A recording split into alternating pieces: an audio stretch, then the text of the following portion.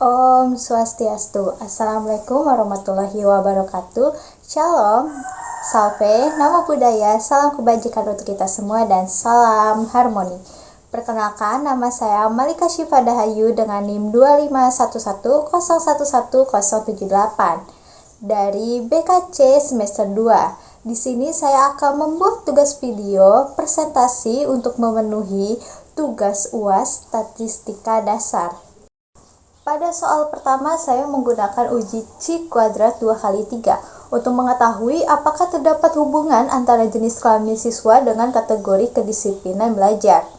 Data yang digunakan adalah data dummy sebanyak 80 siswa dengan taraf signifikansi 0,05. Kedisiplinan belajar dikelompokkan menjadi 3 kategori dan saya beri label yaitu rendah, saya beri label angka 2, sedang saya beri label angka 3, dan tinggi saya beri label angka 4. Pada kelompok laki-laki juga, gendernya saya beri label laki-laki 1, terdapat 25 siswa yang terdiri dari 6 siswa kategori rendah, 5 siswa kategori sedang, dan 14 siswa kategori tinggi.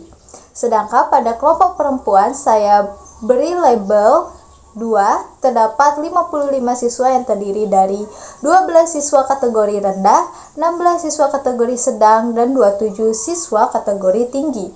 Setelah membuat tabel kontingensi, langkah selanjutnya adalah menghitung frekuensi harapan atau FE menggunakan rumus jumlah baris dikalikan jumlah kolom kemudian dibagi jumlah seluruh data.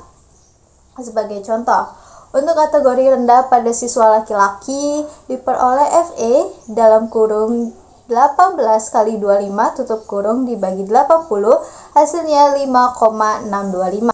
Dengan cara yang sama diperoleh nilai FE lainnya yaitu FE perempuan rendah 12,375,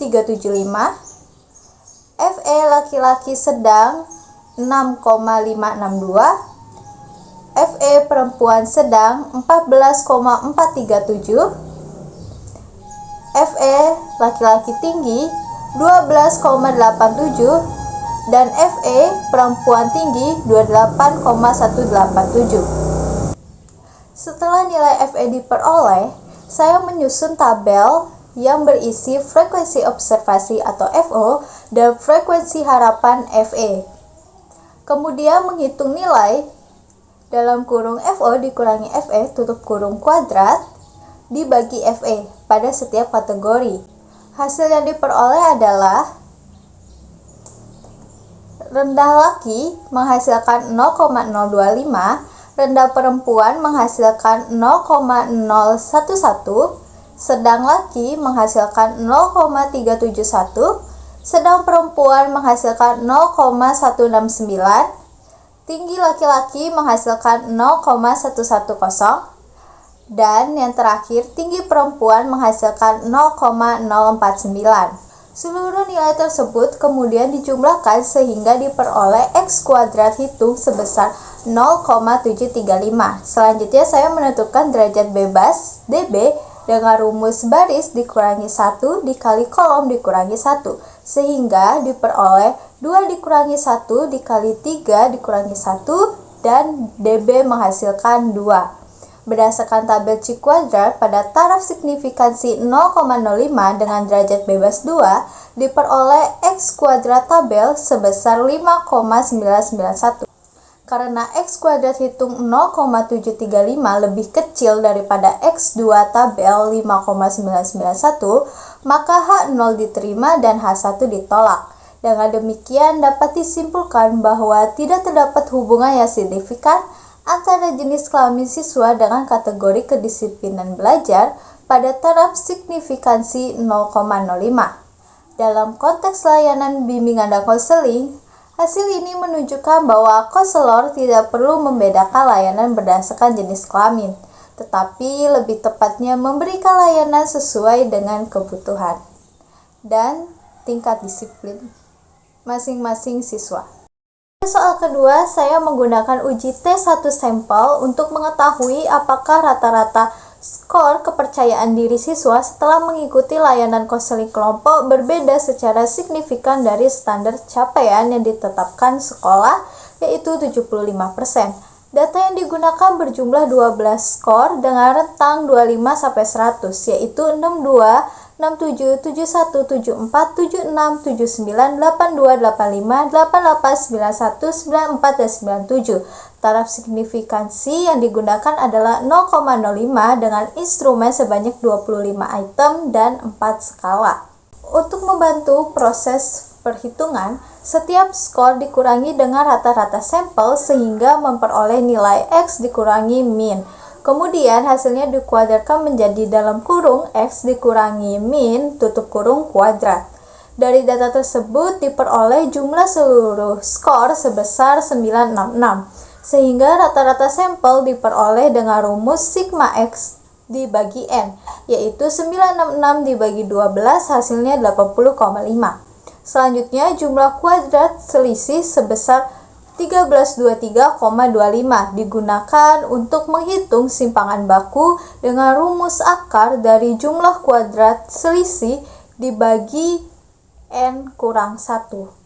Dari perhitungan tersebut diperoleh simpangan baku sebesar 10,968. Selanjutnya, ditentukan rata-rata nilai yang dihipotesiskan atau mu 0 karena instrumen terdiri dari 25 item dengan 4 skala, maka skor maksimal yang dapat diperoleh adalah 25 kali 4, hasilnya 100. Standar capaian yang ditetapkan sekolah adalah 75%, sehingga nilai hipotesis yang digunakan dalam pengujian adalah 75% kali 100, hasilnya 75. Dengan demikian diperoleh mu 0 adalah 75. Berdasarkan nilai rata-rata sampel 80,5, simpangan baku 10,968, nilai hipotesis 75, dan jumlah sampel 12, diperoleh terhitung sebesar 1,737. Kemudian derajat bebas dihitung dengan rumus N dikurangi 1 sehingga diperoleh DB11. Dengan taraf signifikansi 0,05 pada uji dua pihak dan derajat bebas 11, diperoleh T-tabel sebesar 2,201. Karena T hitung 1,737 lebih kecil daripada T-tabel 2,201, maka HO diterima, H1 ditolak. Dengan demikian dapat disimpulkan bahwa tidak terdapat perbedaan yang signifikan antara rata-rata skor kepercayaan diri siswa setelah mengikuti layanan konseling kelompok dengan standar capaian sekolah sebesar 75%. Hal ini menunjukkan bahwa hasil layanan belum memberikan perubahan yang cukup besar secara statistik terhadap pencapaian standar kepercayaan diri siswa. Sekian video dari saya, mohon maaf jika ada salah kata-kata dan kurang jelas dalam menjelaskan hasil, mohon dimaklumi. Om Santi Santi Santi Santi Om. Wassalamualaikum warahmatullahi wabarakatuh. Terima kasih.